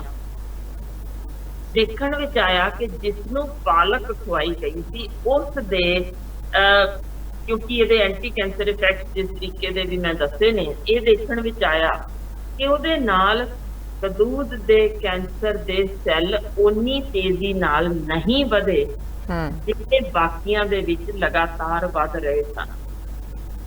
ਇਹਦੇ ਵਿੱਚ ਇੱਕ ਪੁੰਗਰੀਆਂ ਦਾਲਾਂ ਦੇ ਨਾਲ ਬ੍ਰੋਕਲੀ ਤੇ ਇੱਕ ਇਹ ਜਿਹੜੇ ਦਿੱਤੇ ਗਏ ਉਹਨਾਂ ਦਾ ਲਗਭਗ ਨੇੜੇ ਤੇੜੇ ਤਾਂ ਪਹੁੰਚਿਆ, ਨਾਲ ਉਹਨਾਂ ਨੂੰ ਬ੍ਰਸਲ ਸਪਰਾਊਟ ਵੀ ਦਿੱਤੇ ਗਏ ਸਨ। ਸੋ ਇਹ 3 ਚੀਜ਼ਾਂ ਦੇ ਨਾਲ ਨੇੜੇ ਤੇੜੇ ਤਾਂ ਪਹੁੰਚਿਆ, ਪਰ ਪਾਲਕ ਇਕੱਲੀ ਨੇ ਜੋ ਬਾਕਮਾਲ ਅਸਰ ਵਿਖਾਇਆ ਉਸੇ ਸਦਕਾ ਸੀ ਕਿ ਇਹਨੂੰ ਪਾਲਣਹਾਰ ਦਾ ਨਾਮ ਦੇ ਦਿੱਤਾ ਗਿਆ। ਮੈਂ ਸਪਸ਼ਟ ਕਰ ਦਿਆਂ ਕੈਂਸਰ ਦਾ ਕਿਉਰ ਬਿਲਕੁਲ ਗੱਲ ਨਹੀਂ ਕਰ ਰਹੀ, ਜੇ ਕੋਈ ਕਹਿ ਵੀ ਤਾਂ ਗਲਤ ਕਹਿ ਰਿਹਾ ਹੋਏਗਾ। ਕੈਂਸਰ ਦੇ ਸੈੱਲਾਂ ਦੇ ਫੈਲਣ ਦੀ ਸਪੀਡ ਘੱਟ ਹੋਈ ਲੱਭੀ ਸੀ, ਲੰਬੀ ਉਮਰ ਵੀ ਇਹ ਭੋਗ ਕੇ ਮਰੇ ਦਾ ਮਤਲਬ ਇਹੋ ਹੈ ਕਿ ਕੈਂਸਰ ਦੇ ਸੈੱਲ ਤੱਕ ਤੁਰ ਰਹੇ ਨੇ। ਜੋ ਇਲਾਜ ਜੇ ਉਹ ਤੁਹਾਨੂੰ ਜ਼ਰੂਰ ਕਰਨਾ ਪੈਣਾ, ਜੇ ਸਰਜਰੀ ਹੈ ਜਾਂ ਜੇ ਤੁਹਾਨੂੰ ਇੰਜੈਕਸ਼ਨਸ ਦੀ ਲੋੜ ਹੈ ਜਾਂ ਕੋਈ ਖਾਸ ਗੋਲੀ ਨਾਲ ਦਿੱਤੀ ਜਾ ਰਹੀ ਹੈ ਗਦੂਦ ਦੇ ਕੈਂਸਰ ਦਾ, ਉਸੇ ਹਿਸਾਬ ਨਾਲ ਕਿੰਨਾ ਫੈਲਿਆ ਹੈ, ਕਿੰਨਾ ਲੋਕਲਾਈਜ਼ਡ ਹੈ। ਉਹ ਟ੍ਰੀਟਮੈਂਟ ਜੇ ਤੁਸੀਂ ਨਾਲ ਲੈਂਦੇ ਰਹੋ ਤੇ ਨਾਲੋਂ ਨਾਲ ਜੇ ਤੁਸੀਂ ਇਹ ਪਾਲਕ ਜਿਸ ਨੂੰ ਖਵਾਈ ਗਈ ਸੀ ਉਹ ਵੀ ਮੈਂ ਪਹਿਲਾਂ ਹੀ ਦੱਸ ਦਿੱਤੀ ਹੈ ਕਿ 1 ਮਿੰਟ ਘੱਟੋ ਘੱਟ ਉਬਾਲ ਕੇ ਹੀ ਵਰਤਣ ਦੀ ਲੋੜ ਹੈ, ਵਰਨਾ ਕੱਚੀ ਪਾਲਕ ਖਾ ਕੇ ਆਪਾਂ ਉਹ ਉਹਨਾਂ ਫਾਇਦਾ ਨਹੀਂ ਲੈ ਸਕਦੇ ਕਿਉਂਕਿ ਉਹਦੇ ਵਿਚਲੇ ਆਕਜ਼ੈਲਿਕ ਐਸਿਡ ਕਾਫੀ ਨੁਕਸਾਨ ਕਰ ਸਕਦੇ ਨੇ। ਬਿਲਕੁਲ ਇਸੇ ਤਰ੍ਹਾਂ ਉਹ ਪਾਲਕ ਜਿਹਦੇ ਉੱਤੇ ਬਹੁਤ ਸਾਰਾ ਛਿੜਕਾਅ ਕੀਤਾ ਹੋਵੇ ਉਹ ਜ਼ਹਿਰ ਤੁਹਾਡੇ ਗੁਰਦੇ, ਤੁਹਾਡੇ ਜਿਗਰ ਦੋਨਾਂ ਦਾ ਨਾਸ਼ ਮਾਰ ਸਕਦੀ ਹੈ, ਸਗੋਂ ਇੱਕ ਵੱਖ ਕਿਸਮ ਦਾ ਕੈਂਸਰ ਸ਼ੁਰੂ ਵੀ ਕਰ ਸਕਦੀ ਹੈ। तो पालक उत्ते खास तौर से मैं यही बेनती करांगी जिन्हां ने वरतनी है, फायदा लेना है, घरां विच गमले ला लो, पालक उगाओ ते ओदे नाल बहुत तुहानूं एक तां बेहतरीन पालक मिलेगी जिहदे ते कोई छिड़काव नहीं, कुदरती तौर ते जी मानसिक पक्षों बहुत बुलारा मिलता जे जदों तुसीं अपनी घर विच कुछ इस तरह की खूबसूरती पालक देखते होगे, गमले विच रोज तुसीं गोडी कीती, वेले ते पानी पाया, खाद दित्ती, ਉਹ ਬਹੁਤ ਇੱਕ ਤੁਹਾਨੂੰ ਮਨ ਨੂੰ ਸਕੂਨ ਜਿਹਾ ਮਿਲਦਾ। ਸੋ ਉਹ ਵੀ ਤੁਹਾਡੇ ਨੈਚੁਰਲ ਕਿਲਰ ਸੈਲਸ ਹੁੰਦੇ ਨੇ ਸਾਡੇ ਸਰੀਰ ਅੰਦਰ, ਉਹਨਾਂ ਨੂੰ ਸਟਿਮੂਲੇਟ ਕਰਦੇ ਨੇ, ਸਾਡਾ ਇਮਿਊਨ ਸਿਸਟਮ ਤਗੜਾ ਹੁੰਦਾ ਹੈ, ਸੋ ਸਾਡੇ ਬਿਮਾਰੀਆਂ ਨਾਲ ਲੜਨ ਦੀ ਤਾਕਤ ਵੱਧ ਜਾਂਦੀ ਹੈ। ਹੁਣ ਇਹਦੇ ਵਿੱਚ ਹੀ ਇੱਕ ਹੋਰ ਚੀਜ਼ ਹੁੰਦੀ ਜੇ ਜੋ ਕਿ ਗਲਿਸਰੋਲਿਪਿਡ ਹੁੰਦੇ ਨੇ, ਜਿਹੜੇ ਕਿ ਢਿੱਡ ਅੰਦਰ ਪਰਤ ਜਿਹੀ ਬਣਾ ਦਿੰਦੇ ਨੇ, ਜੋ ਕਿ ਢਿੱਡ ਵਿਚਲੇ ਅਲਸਰ ਬਣਨ ਤੋਂ ਵੀ ਬਚਾਓ ਕਰਦੇ ਨੇ ਜੀ। ਯਾਨੀ ਕੁਦਰਤੀ ਤੌਰ ਤੇ ਆਪਾਂ ਬਹੁਤ ਗੰਦ ਬਲਾ ਖਾਂਦੇ ਆ, ਮੇਰਾ ਖਿਆਲ ਕੋਈ ਹਿਸਾਬ ਹੀ ਨਹੀਂ ਜੇ ਰੱਖਣ ਲੱਗੀਏ ਜੀ ਬਿਲਕੁਲ। ਪਰ ਇਹ ਉਹਨਾਂ ਤੋਂ ਬਚਾ ਦਿੰਦੇ। ਜਾਨਵਰਾਂ ਦੇ ਵਿੱਚ ਇੱਕ ਖੋਜ ਹੋਈ ਜਿਸ ਨੇ ਬੜਾ ਕਮਾਲ ਦਾ, ਜਿਸ ਕਾਰਨ ਅਸਲ ਜਿਹਦੇ ਬਾਰੇ ਵਾਲਾ ਸ਼ੁਰੂ ਹੋਇਆ ਉਹਦਾ ਜ਼ਰੂਰ ਦੱਸਦੇ ਆ। ਚਮੜੀ ਦਾ ਇੱਕ ਕੈਂਸਰ ਹੁੰਦਾ ਜੇ ਪੈਪਿਲੋਮਾ। ਉਹਦੇ ਵਿੱਚ ਜਦੋਂ ਜਾਨਵਰਾਂ ਵਿੱਚ ਖੋਜ ਕੀਤੀ ਗਈ, ਦੇਖਣ ਵਿੱਚ ਆਇਆ ਕਿ ਉਹਨਾਂ ਦੇ ਇਹ ਪੈਪਿਲੋਮਾ ਦੇ ਸੈੱਲ ਇੰਨੇ ਜ਼ਿਆਦਾ ਸਲੋ ਗਰੋਇੰਗ ਹੋ ਚੁੱਕੇ ਸਨ ਕਿ ਉਹ ਲਗਭਗ ਕੈਂਸਰ ਹੀ ਨਾ ਰਿਹਾ। ਇਸ ਤਰੀਕੇ ਦੀ ਜੋ ਰੌਲਾ ਪਿਆ, ਜਿਸ ਸਦਕਾ ਫਿਰ ਇਹ ਖੋਜਾਂ ਹੋਰ ਹੋਈਆਂ, ਪਰ ਬੰਦਿਆਂ ਵਿੱਚ ਹਾਲੇ ਤੱਕ ਇਹ ਤਾਂ ਜ਼ਰੂਰ ਕਲੇਮ ਕੀਤਾ ਜਾ ਰਿਹਾ ਹੈ ਕਿ ਜੇ ਰੈਗੂਲਰ ਤੌਰ ਤੇ ਸੰਤੁਲਿਤ ਖੁਰਾਕ ਹੋਏ, ਕਸਰਤ ਤੁਸੀਂ ਰੈਗੂਲਰ ਕਰਦੇ ਹੋ, ਤਣਾਅ ਛੱਡਦੇ ਹੋ, ਮੋਟਾਪਾ ਨਾ ਹੋਏ, ਤਾਂ ਤੁਸੀਂ ਬੇਅੰਤ ਬਿਮਾਰੀਆਂ ਤੋਂ ਤੁਹਾਡਾ ਬਚਾਅ ਹੋ ਸਕਦਾ। ਪਰ ਇਹਦਾ ਜਿਹੜਾ ਪਾਲਕ ਤੋਂ ਫਾਇਦਾ ਲੈਣਾ ਹੋਵੇ ਤਾਂ ਯਕੀਨਨ ਤੁਹਾਨੂੰ ਬਾਕੀ ਚੀਜ਼ਾਂ ਵੱਲ ਖਾਸ ਧਿਆਨ ਰੱਖਣ ਦੀ ਲੋੜ ਹੈ ਕਿ ਤੁਸੀਂ ਕਸਰਤ ਕਰਦੇ ਹੋਵੋ, ਤਣਾਅ ਛੱਡਦੇ ਹੋਵੋ, ਤੇ ਇਲਾਜ, ਮੈਂ ਫਿਰ ਦੁਬਾਰਾ ਉਸ ਤੇ ਸਟ੍ਰੈਸ ਪਾ ਰਹੀ ਹਾਂ, ਇਲਾਜ ਨਹੀਂ ਛੱਡਣ ਨੂੰ ਮੈਂ ਕਿਤੇ ਵੀ ਕਿਹਾ। ਕੈਂਸਰ ਦਾ ਇਲਾਜ ਜ਼ਰੂਰ ਨਾਲੋਂ ਨਾਲ ਜਾਰੀ ਰਹਿਣਾ ਚਾਹੀਦਾ। ਇੰਗਲੈਂਡ ਵਿੱਚ ਮੈਂ ਇੱਕ ਕੇਸ ਜੋ ਉਹਨਾਂ ਨੇ ਸਾਡੇ ਜਰਨਲ ਵਿੱਚ ਛਪਿਆ ਸੀ ਉਹਦੇ ਬਾਰੇ ਜ਼ਿਕਰ ਕਰਦੀ ਹਾਂ। ਸਨ 1986 ਵਿੱਚ ਇੱਕ ਔਰਤ ਸੀ ਜਿਸ ਨੂੰ ਫੈਲਿਆ ਹੋਇਆ ਛਾਤੀ ਦਾ ਕੈਂਸਰ। ਇਸੇ ਰਿਸਰਚ ਦੇ ਆਧਾਰ ਤੇ ਉਦੋਂ ਉਹਨੂੰ, ਜਦੋਂ ਪਹਿਲੀਆਂ ਸਾਡੇ ਕੋਲ ਜਿੰਨੀਆਂ ਕੁ ਵੀ ਜਾਣਕਾਰੀ ਉਹਨਾਂ ਸਮਿਆਂ ਵਿੱਚ ਸੀ, ਉਹਦੇ ਆਧਾਰ ਤੇ ਉਹਨੂੰ ਪਾਲਕ ਦਿੱਤਾ ਗਿਆ ਲਗਾਤਾਰ ਖਾਣ ਨੂੰ ਸਵੇਰੇ ਸ਼ਾਮ। ਇਹ ਵੇਖਣ ਵਿੱਚ ਆਇਆ ਕਿ ਉਹ ਔਰਤ, ਹੁਣ ਦੇਖੋ ਉਦੋਂ ਇੰਨੀ ਐਡਵਾਂਸ ਸਟੱਡੀ ਨਹੀਂ ਸੀ, ਪਰ ਇਹ ਰੈਫਰੈਂਸ ਅੱਜ ਵੀ ਦਿੱਤੀ ਜਾ ਰਹੀ ਹੈ ਕਿ ਉਹ ਔਰਤ 14 ਸਾਲ ਦਾ ਫੈਲਿਆ ਹੋਇਆ ਕੈਂਸਰ ਸੀ, ਫਿਰ ਵੀ ਉਹਦੇ ਬਾਵਜੂਦ 14 ਸਾਲ ਜ਼ਿੰਦਾ ਰਹਿ ਸਕੀ। ਉਹਦੀ ਯਾਨੀ ਕੈਂਸਰ ਦੇ ਸੈੱਲ ਸਲੋ ਗਰੋਇੰਗ ਹੋ ਗਏ ਸਨ। ਸੋ ਇਹ ਰੈਫਰੈਂਸ ਜ਼ਰੂਰ ਦਿੱਤੀ ਜਾਂਦੀ ਹੈ, ਪਰ ਕਿਉਂਕਿ ਉਦੋਂ ਇੰਨੀਆਂ ਐਡਵਾਂਸ ਖੋਜਾਂ ਨਹੀਂ ਸੀ, ਹੁਣ ਉਹ ਕੈਂਸਰ ਦੇ ਵਿੱਚ ਜੋ ਅਸੀਂ ਪੱਤਿਆਂ ਵਿੱਚ ਲੱਭਦੇ ਨੇ ਫਾਈਟੋਨਿਊਟ੍ਰੀਐਂਟਸ, ਜਿਹੜੇ ਸੋਜ਼ਿਸ਼ ਘਟਾਉਂਦੇ ਨੇ, ਫਲੇਵੋਨੋਇਡਸ ਨੇ, ਉਹਨਾਂ ਸਦਕਾ ਬਥੇਰੇ ਤਰ੍ਹਾਂ ਦੇ ਨੇ ਨਾਮ, ਕਿਉਂਕਿ ਔਖੇ ਨੇ, ਮੈਂ ਉਹਨਾਂ ਦਾ ਲੈਣਾ ਨਹੀਂ ਚਾਹੁੰਦੀ ਕਿ ਆਮ ਪਬਲਿਕ ਨੂੰ ਪਤਾ ਹੀ ਨਾ ਲੱਗੇ ਕੀ ਗੱਲਾਂ ਕਰ ਰਹੇ ਜੀ। ਪਰ ਇਹਨਾਂ ਸਦਕਾ ਇਹ ਅੰਦਾਜ਼ਾ ਲਾਇਆ ਗਿਆ ਕਿ ਉਦੋਂ ਜੋ ਇੰਨੀ ਲੰਮੀ ਉਮਰ ਭੋਗ ਸਕੀ ਤਾਂ ਇਹੀ ਜੋ ਫਲੇਵੋਨੋਇਡ ਵਿੱਚ ਅਲੱਗ-ਅਲੱਗ ਕਿਸਮਾਂ ਦੇ ਭਰੇ ਪਏ ਨੇ, ਸਦਕਾ ਸ਼ਾਇਦ ਉਹ ਅਸਰ ਦਿਸਿਆ ਹੋਏਗਾ। ਹੁਣ ਇਸ 'ਚ ਇੱਕ ਹੋਰ ਅਲੱਗ ਚੀਜ਼ ਹੈ ਜੋ ਬਹੁਤੀਆਂ ਸਰਦੀਆਂ 'ਚ ਨਹੀਂ, ਜਿਸ ਨੂੰ ਅਸੀਂ ਨਿਓਜ਼ੈਂਥਿਨ ਤੇ ਵੋਇਲਾਜ਼ੈਂਥਿਨ ਕਹਿੰਦੇ ਹਾਂ। ਹੁਣ ਇਹਨਾਂ ਦੇ ਜਿਹੜੀ ਜੋੜਾਂ ਦੀ ਸੋਜ਼ਿਸ਼ ਜਿਸ ਨੂੰ ਹੋਵੇ, ਸਾਡੀਆਂ ਦਵਾਈਆਂ ਨੇ ਇਹਨਾਂ ਨਾਮਾਂ ਦੇ ਨਾਲ ਜੋ ਸ਼ੁਰੂ ਹੋਈਆਂ, ਜਿਹੜੇ ਵਰਤ ਰਹੇ ਹੋਣਗੇ ਉਹਨਾਂ ਨੂੰ ਪਤਾ ਹੋਏਗਾ ਕਿ ਜੋੜਾਂ ਦੇ ਸੋਜ਼ਿਸ਼ ਦੇ ਵਾਸਤੇ ਇਹ ਦਵਾਈਆਂ ਵਰਤੀਆਂ ਜਾਂਦੀਆਂ ਨੇ, ਜੋ ਕੁਦਰਤੀ ਤੌਰ ਤੇ ਇਹਨਾਂ ਪੱਤਿਆਂ ਦੇ ਵਿੱਚ ਭਰੀਆਂ ਪਈਆਂ ਨੇ, ਹੈ ਨਾ। ਬੇਸ਼ਕੀਮਤੀ ਗੱਲ, ਇਹ ਕੁਦਰਤ ਨੇ ਸਾਡਾ ਸਰੀਰ ਦਾ ਇਲਾਜ ਕਰਨ ਲਈ ਇੰਨੀਆਂ ਕਮਾਲ ਦੀਆਂ ਚੀਜ਼ਾਂ ਭਰ ਕੇ ਦਿੱਤੀਆਂ ਨੇ, ਸਾਨੂੰ ਸਿਰਫ ਪਤਾ ਹੀ ਨਹੀਂ, ਜਿਸ ਕਾਰਨ ਅਸੀਂ ਉਹਦੀ ਵਰਤੋਂ ਠੀਕ ਨਹੀਂ ਕਰ ਸਕਦੇ, ਜਾਂ ਅਸੀਂ ਆਪਣੇ ਇੰਟਰਨੈਟ ਗਿਆਨ ਨਾਲ ਉਹਦੀ ਕੁਝ ਦੁਰਵਰਤੋਂ ਕਰ ਜਾਂਦੇ ਹਾਂ, ਜਿਸ ਸਦਕਾ ਸਾਨੂੰ ਫਾਇਦਾ ਨਹੀਂ ਦਿੰਦਾ।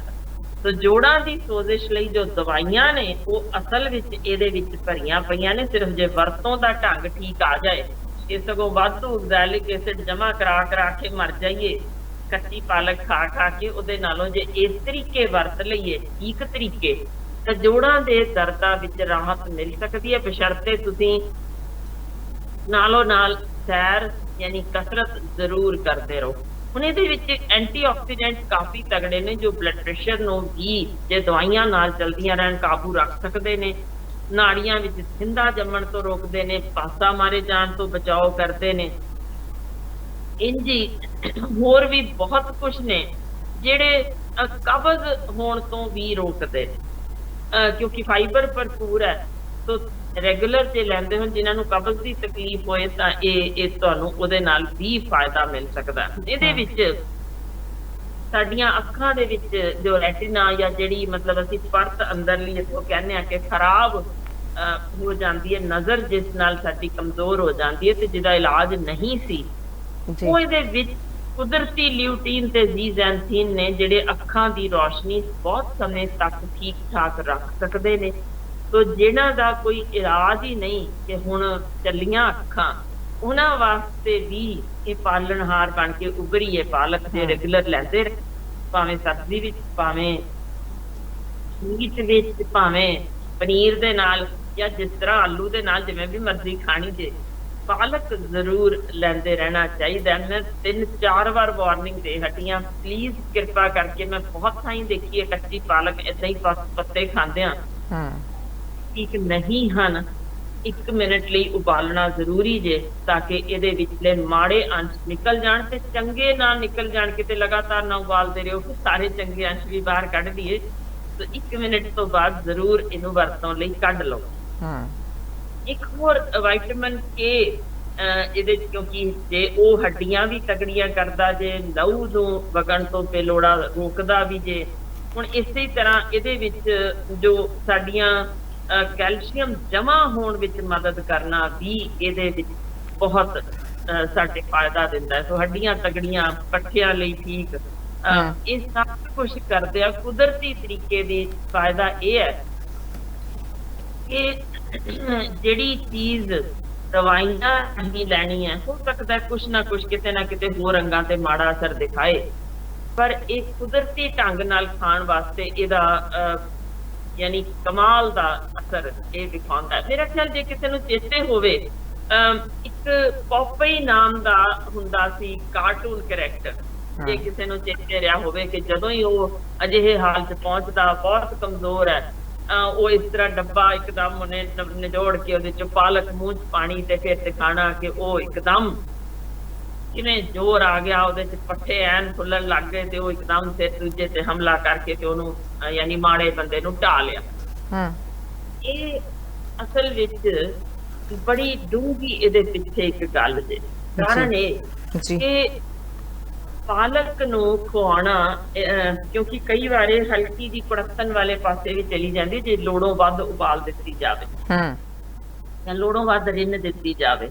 ਪਰ ਬੱਚਿਆਂ ਵਿੱਚ ਇਹਨੂੰ ਪੋਪੂਲਰ ਕਰਨ ਲਈ, ਕਿਉਂਕਿ ਪਤਾ ਲੱਗ ਚੁੱਕਾ ਸੀ ਬੇਸ਼ਕੀਮਤੀ ਸੌਗਾਤ ਹੈ ਕੁਦਰਤ ਵੱਲੋਂ ਬਖਸ਼ੀ, ਇਸ ਲਈ ਇਹਨੂੰ ਬੱਚਿਆਂ ਵਿੱਚ ਇਹਨੂੰ ਵਾਧੂ ਵਰਤੋਂ ਲਈ ਕਿ ਇਹ ਚੁਸਤ ਹੋਣ, ਦਰੁਸਤ ਹੋਣ, ਦਿਮਾਗ ਤਗੜੇ ਹੋਣ, ਅੰਤੜੀਆਂ ਦਾ ਕੋਈ ਰੋਗ ਨਾ ਹੋਵੇ, ਚਮੜੀ ਠੀਕ ਹੋਵੇ, ਅੱਖਾਂ ਠੀਕ ਹੋਣ, ਜੋੜ ਠੀਕ ਰਹਿਣ, ਤੇ ਬੱਚੇ ਇਹਦੇ ਵੱਲ ਖਿੱਚੇ ਜਾਣ, ਪ੍ਰੇਰਿਤ ਹੋਣ ਕਿ ਇਹ ਖਾਧੀ ਜਾਵੇ। ਸੋ ਹੁਣ ਉਹੀ ਕਾਰਨ ਸੀ ਜਿਸ ਸਦਕਾ ਬਹੁਤ ਸਾਰੇ ਬੱਚਿਆਂ ਵਿੱਚ ਇਹ ਵਰਤੋਂ ਵਧੀ ਤੇ ਅੰਤੜੀਆਂ ਦੇ ਕੈਂਸਰ ਵਿੱਚ ਰਤਕ ਘਾਟਾ ਹੋਇਆ ਲੱਭਿਆ ਉਹਨਾਂ ਵਿਕਸਿਤ ਮੁਲਕਾਂ ਵਿੱਚ।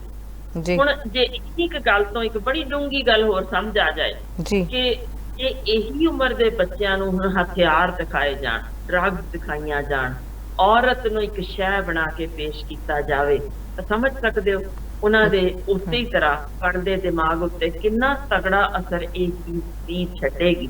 ਸੋ ਇਹ ਸਾਡੇ ਉੱਤੇ ਹੈ ਕਿ ਅਸੀਂ ਉਹਨਾਂ ਨੂੰ ਕੀ ਸਿਖਾਉਣਾ ਚਾਹੁੰਦੇ ਹਾਂ, ਕੀ ਬਣਾਉਣਾ ਚਾਹੁੰਦੇ ਹਾਂ। ਸੋ ਇਹ ਚੀਜ਼ ਜੇ ਸਮਝ ਆ ਜਾਏ ਇੰਨੀ ਕੁ ਗੱਲ, ਤਾਂ ਮੇਰਾ ਖਿਆਲ ਹੈ ਕਿ ਅਸੀਂ ਸਮਾਜ ਨੂੰ ਬਿਹਤਰ ਬਣਾ ਸਕਾਂਗੇ। ਹੁਣ ਹੋਰ ਢੰਗ ਦੱਸਿਆ ਕਿ ਇਹਨੂੰ ਖਾਣ ਲਈ ਕਿੰਨੇ ਕੁ ਯਾਨੀ ਪਹਿਲਾਂ ਪੱਤੇ ਕਿੰਨੀ ਦੇਰ ਰੱਖੇ ਜਾ ਸਕਦੇ ਨੇ, ਜੇ ਅਹਿਮ ਜਾਣਕਾਰੀ ਦੇ ਦਈਏ, ਇਜਾਜ਼ਤ ਦਿਓ, ਫਿਰ ਆਪਾਂ ਮਾੜੇ ਅਸਰ ਬਾਅਦ ਚ ਦੱਸ ਦਿਆਂਗੇ। ਜੀ ਬਿਲਕੁਲ ਬਿਲਕੁਲ, ਮੈਂ ਸਵਾਲ ਤੁਹਾਡੇ ਤੱਕ ਆਉਣਾ ਸੀਗਾ ਕਿ ਅਸੀਂ ਜ਼ਿਕਰ ਤਾਂ ਕਰ ਰਹੇ ਹਾਂ ਕਿ ਕਿਨ ਚੀਜ਼ਾਂ ਦੇ ਵਿੱਚ ਇਹ ਫਾਇਦੇਮੰਦ ਹੈ। ਕੈਂਸਰ ਹੋ ਗਿਆ, ਬਲੱਡ ਪ੍ਰੈਸ਼ਰ ਦਾ ਤੁਸੀਂ ਜ਼ਿਕਰ ਕੀਤਾ, ਅੱਖਾਂ ਦਾ ਤੁਸੀਂ ਜ਼ਿਕਰ ਕੀਤਾ, ਨਾਲ ਦੇ ਨਾਲ ਇਹ ਗੱਲਾਂ ਵੀ ਦਰਸ਼ਕਾਂ ਨੂੰ ਦੱਸਣੀਆਂ ਬਹੁਤ ਜ਼ਰੂਰੀ ਹੈ ਕਿ ਇੱਕ ਮਾਤਰਾ, ਕਿਉਂਕਿ ਹਰ ਚੀਜ਼ ਦੀ ਲਿਮਿਟ ਤੋਂ ਵੱਧ ਚੀਜ਼ ਉਹ ਹੈ ਉਹ ਸਰੀਰ ਨੂੰ ਖਰਾਬ ਕਰਦੀ ਹੈ। ਕਿਸੇ ਵੀ ਤਰੀਕੇ ਦੇ ਨਾਲ ਯੂਜ਼ ਕੀਤੀ ਗਈ ਹੋਵੇ। ਸੋ ਪਾਲਕ ਫਾਇਦੇ ਤਾਂ ਬਹੁਤ ਦਿੰਦੀ ਹੈ, ਅੱਜ ਤੱਕ ਸੁਣਿਆ ਵੀ ਆ, ਜਿੰਨੀ ਬਰੀਕੀ ਨਾਲ ਤੁਸੀਂ ਦੱਸਿਆ ਸ਼ਾਇਦ ਉਹ ਕਿਸੇ ਨੂੰ ਵੀ ਨਹੀਂ ਪਤਾ ਹੋਵੇਗਾ ਕਿ ਕਿੰਨੇ ਕੁ ਫਾਇਦੇ ਕਿੰਨ ਚੀਜ਼ਾਂ ਵਾਸਤੇ ਦੇ ਸਕਦੀ ਹੈ, ਲੇਕਿਨ ਕਿੰਨੀ ਕੁ ਮਾਤਰਾ ਦੇ ਵਿੱਚ ਤੇ ਖਾਸ ਗੱਲਾਂ ਕਿਹੜੀਆਂ ਨੇ ਜਿਹੜੀਆਂ ਲੈਣ ਤੋਂ ਪਹਿਲਾਂ ਧਿਆਨ ਦੇ ਵਿੱਚ ਰੱਖਣੀਆਂ ਚਾਹੀਦੀਆਂ ਨੇ? ਦੇਖੋ, ਕੁਝ ਚੀਜ਼ਾਂ ਜ਼ਰੂਰੀ ਨੇ। ਪਹਿਲੀ ਚੀਜ਼ ਤਾਂ ਪਾਲਕ ਦੇ ਪੱਤੇ ਧੋਣ ਲੱਗਿਆਂ ਇੱਕ ਇੱਕ ਪੱਤਾ ਵੱਖ ਧੋਣਾ ਚਾਹੀਦਾ। ਬਹੁਤ ਸਾਰੇ ਲੋਕ ਸਾਡੇ ਕੋਲ ਆਉਂਦੇ ਨੇ, ਸਾਡੇ ਵੀਰ ਭੈਣ, ਜੋ ਕਹਿ ਦਿੰਦੇ ਨੇ ਅਸੀਂ ਜੀ ਪਾਲਕ ਉਬਾਲ ਕੇ ਉਹਦਾ ਪਾਣੀ ਪੀਂਦੇ ਆ। ਪਲੀਜ਼ ਰੱਬ ਦਾ ਵਾਸਤਾ ਮੈਂ ਹੱਥ ਜੋੜੇ, ਇਹ ਚੀਜ਼ ਨਾ ਕਰਿਓ। ਪਤਾ ਨਹੀਂ ਕਿਸਨੇ ਤੁਹਾਨੂੰ ਦੱਸ ਦਿੱਤਾ, ਕਿਉਂਕਿ ਉਹ ਸਾਰਾ ਮਾੜੇ ਅੰਸ਼ ਨਿਕਲ ਚੁੱਕੇ ਨੇ। ਉਸ ਟੌਕਸੈਲਿਕ ਐਸਿਡ ਬਹੁਤ ਹਾਈ ਜੇ, ਬਹੁਤ ਨੁਕਸਾਨ ਪਹੁੰਚਾ ਸਕਦਾ ਜੇ, ਉਹ ਨਹੀਂ ਲੈਣਾ। ਤੁਸੀਂ ਸਿਰਫ ਜਿਹੜੇ 1 ਮਿੰਟ ਉਬਾਲਣਾ, ਉਸੇ ਨਾਲ ਉਹਦੇ ਵਿਚਲਾ ਜੋ ਮਾੜਾ ਅੰਸ਼ ਚਲਾ ਗਿਆ। ਪਰ ਲੋੜੋਂ ਵੱਧ, ਮੈਂ ਪਹਿਲਾਂ ਕਹਿਤਾ, ਉਬਾਲਣ ਨਾਲ ਉਹ ਕੌੜੀ ਹੋ ਜਾਏਗੀ ਤੇ ਉਹਦੇ ਸਾਰੇ ਸਗੋਂ ਅੰਸ਼ ਜਿਹੜੇ ਲੋੜੀਂਦੇ ਵੀ ਨਿਕਲ ਜਾਂਦੇ ਨੇ। ਇੱਕ ਪੱਤਾ ਧੋ ਕੇ ਇਹਨੂੰ ਸੀਲ ਬੰਦ ਲਿਫਾਫੇ ਵਿੱਚ 5 ਦਿਨ ਤੱਕ ਫ੍ਰਿਜ ਵਿੱਚ ਰੱਖਿਆ ਜਾ ਸਕਦਾ, ਵਰਨਾ ਇਹ ਉਸ ਤੋਂ ਬਾਅਦ ਖਰਾਬ ਹੋ ਜਾਂਦੀ ਜੇ। ਇਸ ਤੋਂ ਬਾਅਦ ਰੱਖਣ ਦੀ ਲੋੜ ਵੀ ਨਹੀਂ, ਤਾਜ਼ੀ ਪਾਲਕ ਹੀ ਬਿਹਤਰ ਰਹਿੰਦੀ ਜੇ। ਸੋ ਇੰਨੀਆਂ ਕੁ ਚੀਜ਼ਾਂ ਦਾ ਜੇ ਖਿਆਲ ਰੱਖ ਲੈਣ ਤੇ ਉਹਦਾ ਪਾਣੀ ਨਹੀਂ ਪੀਣਾ, ਤੁਸੀਂ ਪਾਲਕ ਖਾਣੀ ਹੈ ਤਾਂ ਇਹਨੂੰ ਜਦੋਂ ਉਬਾਲ ਕੇ, ਉਦੋਂ ਭਾਵੇਂ ਤੁਸੀਂ ਸਬਜ਼ੀ ਚ ਪਾਓ, ਮੀਟ ਚ ਪਾਓ, ਦਾਲ ਚ ਪਾਓ, ਜਿਵੇਂ ਮੈਂ ਦੱਸਿਆ ਕਿਸੇ ਵੀ ਚੀਜ਼ ਚ, ਜਾਂ ਤੁਸੀਂ ਬਣਾ ਕੇ ਵਰਤ ਸਕਦੇ ਹੋ। ਬੱਚਿਆਂ ਨੂੰ ਇੱਕ ਸੇਬ ਪਾਤਾ, ਥੋੜਾ ਸੰਤਰਾ ਪਾਤਾ, ਅੰਜੀਰ ਪਾ ਦਿੱਤੀ, ਬਰੋਕਲੀ ਪਾ ਦਿੱਤੀ, ਬਲੂਬੈਰੀਜ਼ ਪਾ ਦਿੱਤੀਆਂ, ਵਿੱਚ ਪਾਲਕ ਇਸੇ ਤਰ੍ਹਾਂ ਜੋ ਉਬਾਲੀ ਹੋਏ, ਤਾਜ਼ੇ ਪੱਤੇ ਨਹੀਂ। ਤੁਸੀਂ ਦੇਖਦੇ ਹੋ ਕਿ ਦੁਕਾਨਾਂ ਵਿੱਚ ਬਹੁਤ ਸਾਰੀਆਂ ਥਾਵਾਂ ਤੇ ਤਾਜ਼ੇ ਪਾਲਕ ਦੇ ਪੱਤੇ ਤੁਹਾਡੇ ਸਾਹਮਣੇ ਚੁੱਕ ਕੇ ਸਮੂਦੀ ਵਿੱਚ ਪਾ ਕੇ ਦੇ ਦਿੰਦੇ ਨੇ। ਉਹ ਠੀਕ ਨਹੀਂ ਹੈ, ਮੈਂ ਤਾਂ ਸਿਰਫ ਦੱਸ ਹੀ ਸਕਦੀ ਹਾਂ, ਬਾਕੀ ਜੋ ਤੁਸੀਂ ਕਰਨਾ ਚਾਹੋ।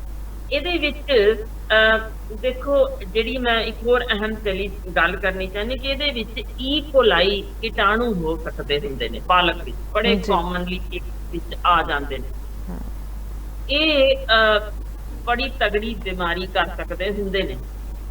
ਇਸੇ ਲਈ ਜੇ 1 ਮਿੰਟ ਉਬਾਲ ਲਏ ਜਾਣ, ਕਿਉਂਕਿ ਅੱਖਾਂ ਨਾਲ ਇੰਨੇ ਮਹੀਨੇ ਦਿਸਦੇ ਨਹੀਂ, ਸੋ ਜੇ ਅਸੀਂ 1 ਮਿੰਟ ਤੱਕ ਇਹਨੂੰ ਪਾਲਕ ਨੂੰ ਉਬਾਲਦੇ ਹਾਂ ਤਾਂ ਫਿਰ ਉਹ ਕੀਟਾਣੂ ਵੀ ਮਰ ਜਾਂਦੇ ਨੇ। ਇਸੇ ਲਈ ਤੁਸੀਂ ਸਮਝ ਸਕਦੇ ਹੋ ਕਿ ਉਹ ਪਾਣੀ ਕਿਉਂ ਮੈਂ ਵਰਤਣ ਤੋਂ ਨਾ ਕਰ ਰਹੀ ਹਾਂ, ਨਹੀਂ ਵਰਤਣਾ। ਜਿਹੜੇ ਆਕਜ਼ੇਲੇਟ ਜਿਹਨਾਂ ਦਾ ਮੈਂ ਜ਼ਿਕਰ ਵਾਰ-ਵਾਰ ਕਰ ਰਹੀ ਹਾਂ, ਇਹ ਕੈਲਸ਼ੀਅਮ ਨੂੰ ਹਜ਼ਮ ਨਹੀਂ ਹੋਣ ਦਿੰਦੇ। ਸੋ ਜੇ ਤੁਸੀਂ ਯਾਨੀ ਇੱਕ ਤਰੀਕੇ ਜੋ ਫਾਇਦਾ ਲੈਣਾ ਸੀ, ਉਹ ਤੁਸੀਂ ਸਗੋਂ ਪਾਲਕ ਵਰਤ ਕੇ ਕਮਜ਼ੋਰੀ ਲੈਣ ਲੱਗ ਜਾਓਗੇ ਕਿ ਕੈਲਸ਼ੀਅਮ ਹਜ਼ਮ ਹੀ ਨਹੀਂ ਹੋਇਆ।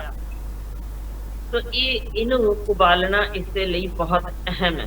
ਹੁਣ ਇਹਦੇ ਵਿੱਚ ਇੱਕ ਬਹੁਤ ਜ਼ਬਰਦਸਤ ਗੱਲ ਸਭ ਨੂੰ ਪਤਾ ਹੋਏ, ਇੱਕ ਪਿਊਰੀਨ ਹੁੰਦੀ ਜੇ ਜੋ ਯੂਰਿਕ ਐਸਿਡ ਵਧਾਉਂਦੀ ਹੈ। ਸੋ ਜਿਨ੍ਹਾਂ ਨੂੰ ਗਾਊਟ ਹੋਏ ਜਾਂ ਜਿਨ੍ਹਾਂ ਨੂੰ ਗੁਰਦੇ ਦੀ ਪੱਥਰੀ ਹੋਏ, ਇਹ ਦੋ ਚੀਜ਼ਾਂ ਰੱਬ ਦਾ ਵਾਸਤਾ ਜੇ ਕਿ ਨਾ ਵਰਤਿਓ ਪਾਲਕ, ਤੁਹਾਨੂੰ ਨੁਕਸਾਨ ਪਹੁੰਚਾ ਸਕਦੀ, ਤੇ ਉਹਨਾਂ ਲਈ ਇਹ ਠੀਕ ਨਹੀਂ ਹੈ।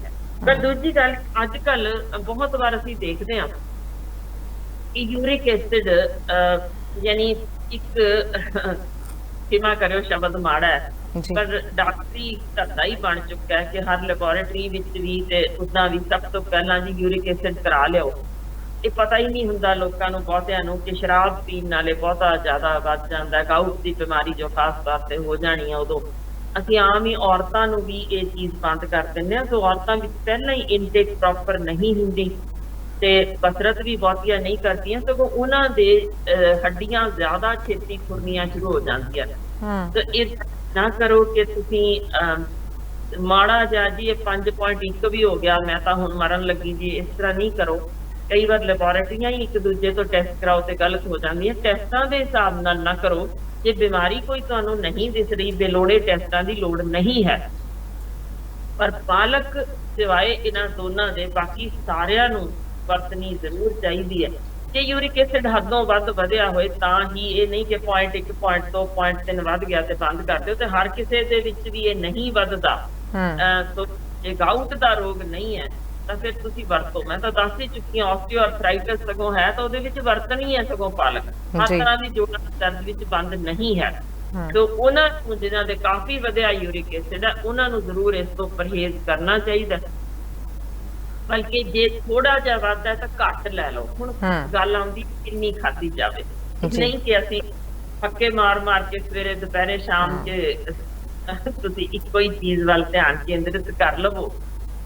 ਸੋ ਕੋਸ਼ਿਸ਼ ਇਹੋ ਰੱਖੋ ਕਿ ਹਰ ਚੀਜ਼ ਸੀਮਤ ਮਾਤਰਾ ਵਿੱਚ ਹੋਏ। ਬੇਲੋੜੀ ਤਾਂ ਵਿਟਾਮਿਨ ਏ ਵੀ ਖਾ ਰਹੇ ਹੋ ਨਾ, ਤਾਂ ਵੀ ਉਹ ਤੁਹਾਡੇ ਦਿਮਾਗ ਦੇ ਅੰਦਰ ਪ੍ਰੈਸ਼ਰ ਵਧਾ ਸਕਦੀ ਹੈ, ਵਾਲ ਹਮ ਝੜਨ ਲਾ ਸਕਦੀ ਹੈ।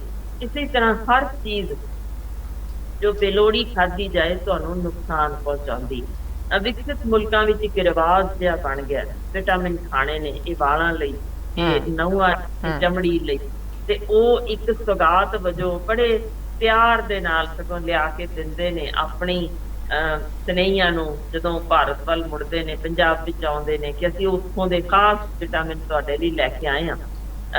ਮੈਂ ਬੇਨਤੀ ਹੋਈ ਕਰ ਸਕਦੀ ਹਾਂ ਕਿ ਬੇਲੋੜੇ ਵਿਟਾਮਿਨ ਸਗੋਂ ਸਰੀਰ ਕੱਢ ਵੀ ਦਿੰਦਾ ਜੇ, ਤੇ ਜਿਹੜੇ ਜਮਾ ਹੋ ਰਹਿਣ ਉਹ ਨੁਕਸਾਨ ਪਹੁੰਚਾਉਂਦੇ ਨੇ। ਸੋ ਇਹ ਵਿਟਾਮਿਨ ਜੋ ਕੁਦਰਤੀ ਮਿਲਦੇ ਨੇ ਤੇ ਉਹ ਖਾਦੇ ਜਾਣ ਤਾਂ ਬਿਹਤਰੀਨ ਨੇ। ਸਗੋਂ ਆਓ ਪੰਜਾਬ ਦੇ ਵਿੱਚ ਜਿਹੜੇ ਇਸ ਤਰ੍ਹਾਂ ਦੇ ਗਮਲਿਆਂ ਦੇ ਵਿੱਚ ਘਰਾਂ ਵਿੱਚ ਲੱਗੀ ਪਾਲਕ ਜਿਸ ਤੇ ਛਿੜਕਾਅ ਨਹੀਂ ਹੈ, ਇੱਕ ਖਾਸ ਉਹਦੇ ਬਾਰੇ ਵੀ ਦੱਸਦੇ ਹਾਂ ਕਿ ਭਾਰਤ ਵਿਚਲੀ ਜਿਹੜੀ ਪਾਲਕ ਹੈ ਉਹਦੇ ਅੰਸ਼ ਬਾਕੀਆਂ ਥਾਵਾਂ ਨਾਲੋਂ ਥੋੜੇ ਬਿਹਤਰ ਲੱਭੇ ਨੇ।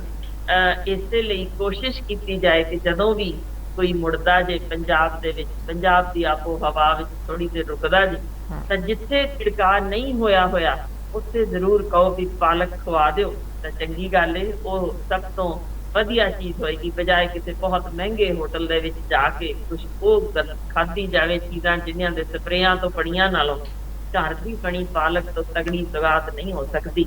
ਪਰ ਖਾਣੀ ਜ਼ਰੂਰ ਦੱਸਦੇ ਹਾਂ, ਹਫ਼ਤੇ ਵਿੱਚ 4 ਵਾਰ ਤੋਂ ਵੱਧ ਕਦੇ ਵੀ ਨਹੀਂ।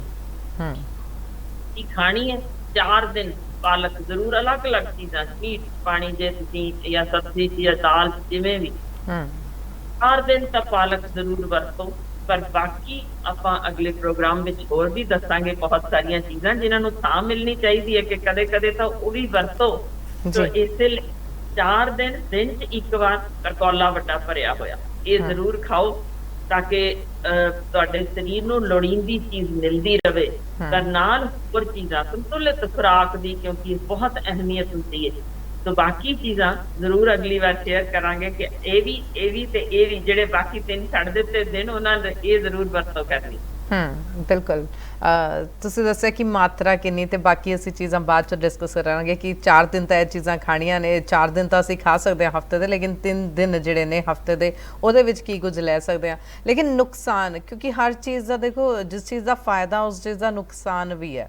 ਅਸੀਂ ਮਾਤਰਾ ਦਾ ਜ਼ਿਕਰ ਕੀਤਾ ਕਿ ਜੇਕਰ ਲੋੜ ਤੋਂ ਵੱਧ ਮਾਤਰਾ ਦੇ ਵਿੱਚ ਲਵਾਂਗੇ ਤਾਂ ਉਹਦਾ ਵੀ ਨੁਕਸਾਨ ਹੋ ਸਕਦਾ ਸਾਨੂੰ। ਸੋ ਨੁਕਸਾਨ ਹਰ ਚੀਜ਼ ਦਾ ਨਾਲ ਲੈ ਕੇ ਚੱਲੀਦਾ। ਲੇਕਿਨ ਅੱਜ ਕੱਲ੍ਹ ਅਗਰ ਚੀਜ਼ਾਂ ਵੇਖੀਆਂ ਜਾਣ ਤਾਂ ਮੈਂ ਐਗਜ਼ਾਮਪਲ ਦੇਣੀ ਹੈ ਕਿ ਵੇਟ ਘਟਾਉਣ ਨੂੰ ਲੈ ਕੇ ਬਹੁਤ ਜ਼ਿਆਦਾ ਕੁੜੀਆਂ ਐਕਸਾਈਟਿਡ ਹੋ ਜਾਂਦੀਆਂ ਨੇ। ਜੇਕਰ ਡਾਈਟੀਸ਼ੀਅਨ ਨੇ ਕਹਿ ਦਿੱਤਾ ਕਿ ਇਹ ਚੀਜ਼ ਜ਼ਿਆਦਾ ਹੈਲਪਫੁਲ ਹੋਵੇਗੀ, ਜਾਂ ਨੈੱਟ ਤੇ ਤੁਸੀਂ ਜਿਵੇਂ ਜ਼ਿਕਰ ਕੀਤਾ ਕਿ ਅੱਜ ਕੱਲ੍ਹ ਨੈੱਟ ਜ਼ਿਆਦਾ ਵੱਡਾ ਡਾਕਟਰ ਬਣ ਚੁੱਕਿਆ ਸਾਰਿਆਂ ਦਾ, ਤੇ ਨੈੱਟ ਤੇ ਜਾਣਕਾਰੀ ਲੈ ਲਈ ਕਿ ਇਹ ਚੀਜ਼ ਹੈਲਪਫੁਲ ਹੋਵੇਗੀ ਤਾਂ ਉਸ ਚੀਜ਼ ਦੀ ਲਗਾਤਾਰ ਵਰਤੋਂ ਕਰੀ ਜਾਵੇ। ਨੁਕਸਾਨ ਕੀ ਹੋ ਸਕਦੇ ਨੇ ਇਹਨੂੰ ਲੈਣ ਦੇ ਨਾਲ? ਜੀ ਜਿਵੇਂ ਮੈਂ ਹੁਣੇ ਜ਼ਿਕਰ ਕੀਤਾ ਸੀ ਕਿ ਜਿਨ੍ਹਾਂ ਨੂੰ ਗਾਊਟ ਹੋਵੇ ਉਹਨਾਂ ਬੱਚਿਆਂ ਵਿੱਚ, ਉਹਨਾਂ ਚ ਸੌਰੀ ਬੱਚਿਆਂ ਨੂੰ ਨਹੀਂ ਹੁੰਦਾ, ਇਹ ਜਿਨ੍ਹਾਂ ਨੂੰ ਗਾਊਟ ਦੀ ਬਿਮਾਰੀ ਹੋ ਗਈ ਹੋਵੇ ਵੱਡਿਆਂ ਨੂੰ, ਉਹਨਾਂ ਨੂੰ ਜ਼ਰੂਰ ਇਸ ਚੀਜ਼ ਦਾ ਧਿਆਨ ਨਾਲ ਵਰਤਣਾ ਚਾਹੀਦਾ ਹੈ। ਬਲਕਿ ਯੂਰਿਕ ਐਸਿਡ ਵਧਿਆ ਹੋਇਆ ਜੇ ਕਾਫੀ, ਤਾਂ ਉਹਨਾਂ ਲਈ ਪਰਹੇਜ਼ ਜ਼ਰੂਰੀ ਜੇ ਉਹ ਇਹ ਚੀਜ਼ ਨਾ ਵਰਤਣ ਤਾਂ ਬਿਹਤਰ ਹੈ। ਜਾਂ ਜੇ ਬਹੁਤ ਥੋੜਾ ਵਧਿਆ ਤਾਂ ਫਿਰ ਤੁਸੀਂ ਹਫ਼ਤੇ ਵਿੱਚ 1 ਵਾਰ ਫਿਰ ਵੀ ਇਹਨੂੰ ਲੈ ਸਕਦੇ ਹੋ, ਤਾਂ ਕਿ ਇਹਦੀਆਂ ਚੰਗੀਆਂ ਚੀਜ਼ਾਂ ਜ਼ਰੂਰ ਲੈਂਦੇ ਰਹੋ। ਮੈਂ ਇੱਕ ਅਹਿਮ ਹੋਰ ਨੁਕਤਾ ਜ਼ਰੂਰ ਕਹਿਣਾ ਚਾਹੁੰਦੀ ਹਾਂ ਕਿ ਖੋਜ ਸਾਨੂੰ ਸਾਬਤ ਕਰ ਚੁੱਕੀ ਹੈ ਇਹ ਜੋ ਕੁਦਰਤੀ ਚੀਜ਼ਾਂ ਨੇ ਸਾਡੀਆਂ ਇਮਿਊਨਿਟੀ ਬਹੁਤ ਵਧਾ ਦਿੰਦੀਆਂ ਨੇ। ਕੁਝ ਅਜਿਹੇ ਰੋਗ ਹੁੰਦੇ ਨੇ ਜਿਹੜੇ ਸਾਡੇ ਇਮਿਊਨਿਟੀ ਨਾਲ ਰਿਲੇਟਡ ਨੇ, ਕਿ ਇਮਿਊਨਿਟੀ ਵਧਣ ਨਾਲ ਸਾਡੇ ਹੀ ਸੈੱਲ ਸਾਡੇ ਹੀ ਸਰੀਰ ਨੂੰ ਖਾਣਾ ਸ਼ੁਰੂ ਕਰ ਦਿੰਦੇ ਨੇ। ਸੋ ਜੇ ਇਹੋ ਜਿਹੀ ਕੋਈ ਤੁਹਾਨੂੰ ਬਿਮਾਰੀ ਹੋਏ ਆਟੋ ਇਮਿਊਨ, ਉਹਦੇ ਵਿੱਚ ਵੀ ਪਾਲਕ ਨਾ ਲਈ ਜਾਵੇ, ਤੁਹਾਡੇ ਇਮਿਊਨ ਸਿਸਟਮ ਨੂੰ ਹੋਰ ਤਗੜਾ ਕਰ ਦੇਵੇਗੀ, ਸੋ ਦੈਟ ਉਹ ਹੋਰ ਆਪਣੀ ਅੰਗਾਂ ਨੂੰ ਖਾਣਾ ਸ਼ੁਰੂ ਕਰ ਦੇਵੇ। ਬਿਲਕੁਲ ਇਸੇ ਕਰਕੇ ਕੋਰੋਨਾ ਦੌਰਾਨ ਵੀ ਇਮਿਊਨਿਟੀ ਵਧਾਉਣ ਦੇ ਬਹੁਤ ਸਾਰੇ ਕੇਸ ਦੇਖੇ ਗਏ ਜਿਹੜੇ ਮੌਤ ਦੇ ਮੂੰਹ ਵੱਲ ਗਏ ਬੇਲੋੜੀਆਂ ਇਮਿਊਨਿਟੀ ਵਧਾਉਣ ਦੀਆਂ ਦਵਾਈਆਂ ਕਾਰਨ, ਕਿਉਂਕਿ ਉਹਨਾਂ ਵਿੱਚ ਵੀ ਅੱਗੋਂ ਇੱਕ ਨਿਸਤੀ ਸਿੰਡਰੋਮ ਜਿਹੜਾ ਸ਼ੁਰੂ ਹੋਇਆ ਸੀਗਾ, ਉਹਦੇ ਵਿੱਚ ਵੀ ਬਹੁਤ ਅਹਿਮ ਜੋ ਮੌਤ ਦੇ ਕਾਰਨ ਬਣੇ ਉਹ ਇਹੀ ਸੀ ਕਿ ਅਸੀਂ ਬੇਲੋੜੀ ਆਪਣੀ ਇਮਿਊਨਿਟੀ ਵਧਾਉਣਾ ਸ਼ੁਰੂ ਕਰ ਦਿੱਤਾ, ਜੋ ਕੁਦਰਤ ਨੇ ਆਪਣੇ ਆਪ ਸਰੀਰ ਦੇ ਅੰਦਰ ਸੈੱਲ ਦਿੱਤੇ ਹੋਏ ਨੇ ਕਿ ਜੀ ਵੇਲੇ ਸਿਰ ਉਹਨਾਂ ਨੇ ਆਪਣਾ ਕੰਮ ਸਾਂਭਣਾ ਹੈ। ਵੇਲੇ ਸਿਰ ਆਪਣੇ ਨਵੇਂ ਫੌਜੀ ਵੀ ਉਹਨਾਂ ਨੇ ਸੈੱਲ ਤਿਆਰ ਕਰਦੇ ਰਹਿਣੇ ਨੇ। ਉਹ ਫੌਜੀ ਸੈੱਲਾਂ ਦਾ ਕੰਮ ਹੀ ਇਹ ਹੁੰਦਾ ਕਿ ਜਦੋਂ ਅੰਦਰ ਵੜਿਆ ਕੋਈ ਚੀਜ਼ ਹੈ ਉਹਨੂੰ ਦਬੋਚਣਾ ਤੇ ਫਿਰ ਉਹਨੂੰ ਸਮਝਣਾ ਕਿ ਇਹ ਕਿਸ ਤਰੀਕੇ ਦਾ ਹੱਲਾ ਬੋਲਣ ਆਇਆ ਸੀ, ਕਿਵੇਂ ਇਹਨੂੰ ਮਾਰ ਸਕਦੇ ਹਾਂ। ਸੋ ਉਸ ਤਰੀਕੇ ਦੇ ਆਪਣੇ ਹਥਿਆਰ ਅੰਦਰੋਂ ਪੈਦਾ ਕਰਨੇ, ਇਹਨੂੰ ਮਾਰਨਾ। ਜਦੋਂ ਅਸੀਂ ਇਸ ਕੁਦਰਤੀ ਢੰਗ ਵਿੱਚ ਆਪਣੀ ਇੰਟਰਫੀਰੈਂਸ ਸ਼ੁਰੂ ਕਰ ਦਿੰਦੇ ਹਾਂ ਕਿ ਹੁਣ ਮੈਂ ਆਪਣੀ ਇਮਿਊਨਿਟੀ ਦੇ ਇਹ ਸੈੱਲ ਫਾਲਤੂ ਬਣਾਣੇ ਨੇ, ਤਾਂ ਸਾਡੇ ਫੌਜੀ ਸੈੱਲ ਵਿਚਾਰੇ ਕਨਫਿਊਜ਼ ਹੀ ਹੋ ਜਾਂਦੇ ਨੇ ਕਿ ਇਹ ਬਾਹਰੀ ਜਦੋਂ ਹੋਰ ਵੱਧ ਕੇ ਸੱਜੋ ਖੱਬਿਓਂ ਆ ਗਏ, ਉਹਨਾਂ ਨੇ ਕੰਮ ਕਰਨਾ, ਭਲਾ ਮੈਂ ਬਹਿ ਹੀ ਜਾਣਾ। ਤੇ ਜਾਂ ਦੁਗਣੀ ਜ਼ੋਰ ਨਾਲ ਸ਼ੁਰੂ ਕਰ ਦਿੰਦੇ ਨੇ, ਅੱਛਾ ਉਹ ਵੀ ਕਰ ਰਹੇ ਨੇ, ਚਲ ਮੈਂ ਵੀ ਆਪਣੀ ਪੂਰੀ ਤਾਕਤ ਵਿਖਾਵਾਂ, ਰਲ ਮਿਲ ਕੇ ਅਸੀਂ ਵੱਧ ਜਾਂਦੇ ਹਾਂ। ਉਹ ਫਿਰ ਸਰੀਰ ਜਿਹੜਾ ਬੇਲੋੜੀ ਇਹੋ ਜਿਹੀ ਚੀਜ਼ ਦੇ ਨਾਲ ਸਗੋਂ ਸਾਨੂੰ ਖਤਰੇ ਵਿੱਚ ਪਾ ਦਿੰਦਾ। ਬਿਲਕੁਲ ਕਿਤੇ ਨਾ ਕਿਤੇ ਚੀਜ਼ਾਂ ਜੋ ਨੇ ਧਿਆਨਪੂਰਵਕ ਨੇ ਔਰ ਧਿਆਨ ਦੇ ਵਿੱਚ ਦੇਣੀਆਂ ਬਹੁਤ ਜ਼ਿਆਦਾ ਜ਼ਰੂਰੀ ਨੇ ਕਿ ਆਖਿਰਕਾਰ ਕਿੰਨੀ ਕੁ ਮਾਤਰਾ ਦੇ ਵਿੱਚ, ਜਿਵੇਂ ਡਾਕਟਰ ਮੈਮ ਨੇ ਕਿਹਾ ਕਿ ਕਿਸ ਤਰੀਕੇ ਦੇ ਨਾਲ ਲੈਣੀ ਚਾਹੀਦੀ ਹੈ। 1 ਮਿੰਟ ਤੋਂ ਵੱਧ ਉਬਾਲਣੀ ਨਹੀਂ ਚਾਹੀਦੀ ਤੇ 1 ਮਿੰਟ ਤੋਂ ਘੱਟ ਵੀ ਕੱਚੇ ਪੱਤੇ ਵੀ ਨਹੀਂ ਲੈਣੇ, ਉਸ ਸਰੀਰ ਨੂੰ ਨੁਕਸਾਨ ਕਰ ਸਕਦੇ ਨੇ। ਕਿਹਨਾਂ ਬਿਮਾਰੀਆਂ ਦੇ ਵਿੱਚ ਇਹ ਫਾਇਦੇਮੰਦ ਹੋ ਸਕਦੀ ਹੈ ਤੇ ਕਿੰਨੀ ਕੁ ਰੇਸ਼ੋ ਦੇ ਵਿੱਚ ਹੋ ਸਕਦੀ ਹੈ, ਇਸ ਗੱਲ ਦਾ ਵੀ ਜ਼ਿਕਰ ਕੀਤਾ ਤੇ ਨਾਲ ਇਹ ਵੀ ਜ਼ਿਕਰ ਜ਼ਰੂਰ ਕੀਤਾ ਕਿ ਅਗਲੇ ਐਪੀਸੋਡ ਦੇ ਵਿੱਚ ਅਸੀਂ ਇਹ ਜ਼ਰੂਰ ਦੱਸਾਂਗੇ ਕਿ 4 ਦਿਨ ਤਾਂ ਪਾਲਕ ਖਾ ਲਈ, ਲੇਕਿਨ ਬਾਕੀ ਦੇ 3 ਦਿਨਾਂ ਦੇ ਵਿੱਚ ਅਸੀਂ ਕੀ ਖਾ ਸਕਦੇ ਹਾਂ। ਬਿਲਕੁਲ ਮੈਮ ਤੁਹਾਨੂੰ ਅਗਲੀ ਵਾਰ ਜ਼ਰੂਰ ਦੱਸਣਗੇ, ਠੀਕ ਹੈ ਨਾ ਮੈਮ? ਬਿਲਕੁਲ ਬਿਲਕੁਲ। ਤੇ ਫਿਰ ਤੁਹਾਡੀ ਖੂਬਸੂਰਤ ਚੁਣਕਦੀ ਆਵਾਜ਼ ਸੁਣਨ ਦਾ ਵੀ ਤਾਂ ਮੌਕਾ ਮਿਲ ਜਾਏਗਾ ਨਾ। ਬਹੁਤ ਬਹੁਤ ਧੰਨਵਾਦ। ਸੋ ਆਪਣਾ ਕੀਮਤੀ ਸਮਾਂ ਦੇਣ ਦੇ ਲਈ ਤੇ ਦਰਸ਼ਕਾਂ ਦੇ ਨਾਲ ਇੰਨੀਆਂ ਜ਼ਰੂਰੀ ਗੱਲਬਾਤ ਜੋ ਹੈ ਸਾਂਝੀ ਕਰਨ ਦੇ ਲਈ ਬਹੁਤ ਬਹੁਤ ਧੰਨਵਾਦ। ਸਤਿ ਸ਼੍ਰੀ ਅਕਾਲ। ਸੋ ਇਹ ਸਨ ਸਾਡੇ ਨਾਲ ਡਾਕਟਰ ਹਰਸ਼ਿੰਦਰ ਕੌਰ। ਅੱਜ ਅਸੀਂ ਇਸ ਖਾਸ ਐਪੀਸੋਡ ਦੇ ਵਿੱਚ ਜ਼ਿਕਰ ਕੀਤਾ ਸਪਿਨਚ, ਜਾਨੀ ਕਿ ਪਾਲਕ ਦਾ। ਪਾਲਕ ਨੂੰ ਕਿਸ ਤਰੀਕੇ ਦੇ ਨਾਲ ਲਿੱਤਾ ਜਾ ਸਕਦਾ। ਪਾਲਕ ਇੱਕ ਅਜਿਹੀ ਚੀਜ਼ ਹੈ ਜਿਸ ਨੂੰ ਅਕਸਰ ਹੀ ਅਸੀਂ ਆਪਣੀ ਡੇਲੀ ਲਾਈਫ ਦੇ ਵਿੱਚ ਖਾਣ ਦੇ ਲਈ ਯੂਜ਼ ਕਰਦੇ ਹਾਂ। ਅਕਸਰ ਹੀ ਅੱਜ ਕੱਲ੍ਹ ਦੇਖੀਆਂ ਜਾਂਦੀਆਂ ਨੇ ਸੈਲਡਸ ਦੇ ਵਿੱਚ ਵੀ, ਵੱਖ-ਵੱਖ ਵੈਰਾਈਟੀਜ਼ ਦੇ ਵਿੱਚ ਵੀ, ਡਿਸ਼ਿਜ਼ ਦੇ ਵਿੱਚ ਵੀ ਅਸੀਂ ਇਸ ਨੂੰ ਯੂਜ਼ ਕਰਦੇ ਹਾਂ। ਲੇਕਿਨ ਕਿਸ ਤਰੀਕੇ ਦੇ ਨਾਲ ਇਸ ਨੂੰ ਵਰਤਣਾ ਚਾਹੀਦਾ ਹੈ, ਕਿਸ ਤਰੀਕੇ ਦੇ ਨਾਲ ਇਸ ਨੂੰ ਲੈਣਾ ਚਾਹੀਦਾ ਤਾਂ ਕਿ ਇਹ ਸਰੀਰ ਨੂੰ ਨੁਕਸਾਨ ਨਾ ਪਹੁੰਚਾਵੇ, ਸਰੀਰ ਇਸ ਦੇ ਜੋ ਫਾਇਦੇ ਨੇ ਆਖਿਰਕਾਰ ਉਹ ਸਰੀਰ ਤੱਕ ਕਿਸ ਤਰੀਕੇ ਦੇ ਨਾਲ ਪਹੁੰਚਾਏ ਜਾ ਸਕਣ ਔਰ ਕਿਸ ਰੇਸ਼ੋ ਦੇ ਵਿੱਚ, ਅੱਜ ਇਨ ਸਾਰੇ ਟੌਪਿਕਸ ਤੇ ਅੱਜ ਇਸ ਐਪੀਸੋਡ ਦੇ ਰਾਹੀਂ ਜ਼ਿਕਰ ਕੀਤਾ। ਸੋ ਉਮੀਦ ਹੈ ਤੁਹਾਨੂੰ ਅੱਜ ਦਾ ਐਪੀਸੋਡ ਪਸੰਦ ਆਇਆ ਹੋਵੇਗਾ। ਅਗਲੇ ਹਫਤੇ ਫਿਰ ਹੋਵਾਂਗੇ ਹਾਜ਼ਰ ਇੱਕ ਹੋਰ ਨਵੇਂ ਸਬਜੈਕਟ ਦੇ ਨਾਲ। ਤਦ ਤੱਕ ਮੈਨੂੰ ਦਿਓ ਇਜਾਜ਼ਤ, ਬਣੇ ਰਹੋ ਸਾਂਝਾ ਟੀਵੀ ਦੇ ਨਾਲ। ਸਤਿ ਸ਼੍ਰੀ ਅਕਾਲ।